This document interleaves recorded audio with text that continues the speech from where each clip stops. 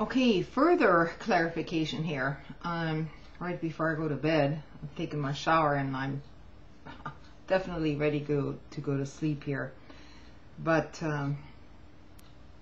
you know, in my own situation, like I told you, I rent an apartment, and I was able to see through that scam several years back, because housing prices were absolutely skyrocketing in the area where I live.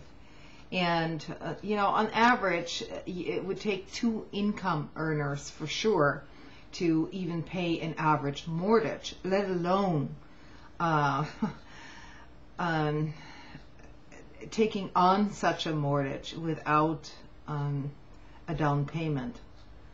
And you know, that's typically 20%, at least 10%, you know.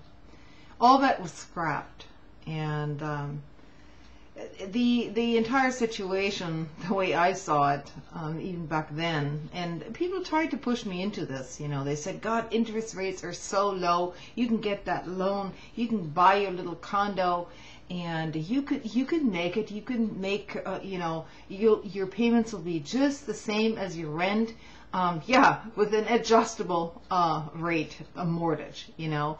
And then after 5 years, given the trends, maybe your housing value will increase by 20%. So you've got your equity back and all that. Somehow I knew this was all going to be a scam, because families simply can't live in, or even single people, you know, like myself.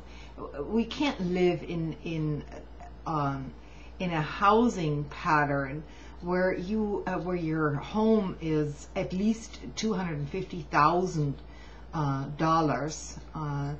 You know, that's like for a 2-bedroom home, less than 2,000 square feet.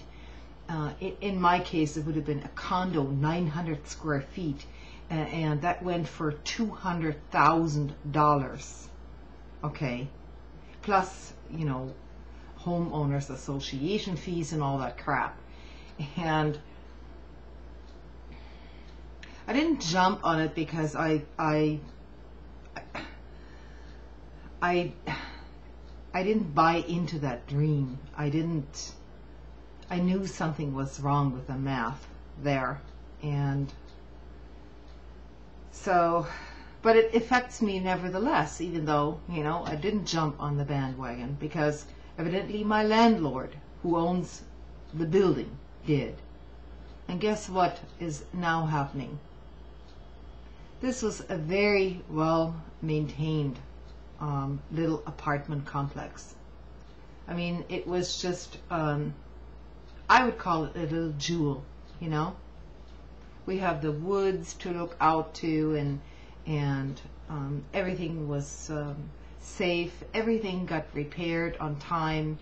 No complaints from anybody. People have lived here for years, and these are people like me who were like me, you know, mostly lower middle class, you know, maybe making $30,000 to $40,000 a year. Not enough money to buy a home, to buy their own home with a yard and a, you know, fence and all that kind of stuff. So and that worked out very well for many years. And the person who bought this building went in over his head. And now what he has to do is, he can't pay the mortgage on that property. He's behind in his property taxes as well. So our water, you know, got cut off by the city, almost got cut off by the city, because he hadn't paid the water bill for the entire building for almost a year. Nothing is getting repaired. We as tenants, and this is supposed to be included in the rent, have to pay to get things fixed, because we have to hire our own people. And in the state where I live, or in the city where I live, you have no recourse as a renter. You can't just deduct this from your rent. Your landlord can throw you out on the street if you do this.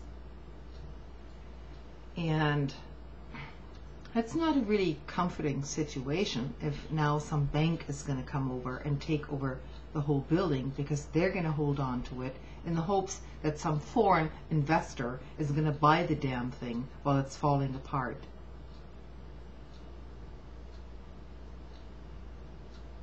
The person who owns this building has now, because he's in dire straits, has now resorted to making the entire complex available to Section 8 housing, which in principle I have absolutely nothing against that. Section 8 housing is basically for poor people, you know. It's a state subsidized voucher system for people who can't pay the market price for normal rents. And there's nothing wrong with it, except that normally when the landlord resorts to Section 8 housing, he's going to let that building go to hell. In other words, Section 8 housing, normally what it means is that you're living in substandard housing conditions. And this is precisely what's starting to happen here on a monthly basis. So that's just a little personal story from my end. I don't know, you know, if there's anybody else out there. I'm perfectly happy, you know, as a single person, to live in an apartment, well maintained. I don't need to own that property. In fact, I don't even want to have to take care of it, you know. I'm more than willing to pay my fair share. But now that everything's falling apart, that's not going to be the answer to the housing crisis here in America and elsewhere. And most people, you know, probably aren't in that situation. They already have had some equity in their home, and now they're struggling because all that equity has vanished. You know, they've lived maybe in their house with the full intention of living there maybe for 10 or 15 years or even longer, you know, to make that their permanent home. They can't get out from under. And that's a very difficult thing to do now. Whether you're a renter or whether you're a partial homeowner, you know. What you thought was an investment has basically gone up in smoke because you were led to believe that your housing value is just going to keep increasing and increasing and increasing and increasing. Average families can't live that way, you know. People around here live in McMansions, you know, McMansions. They're unaffordable cardboard boxes, essentially. You know, you're talking about things constructed out of pressboard, shoddy construction, which once the first landslide comes your way, you know, the whole thing is going to crumble like a cardboard box. And that's what we're talking about. It's all an illusion. It's all a big illusion that we've been living with. Thanks for listening. Good night.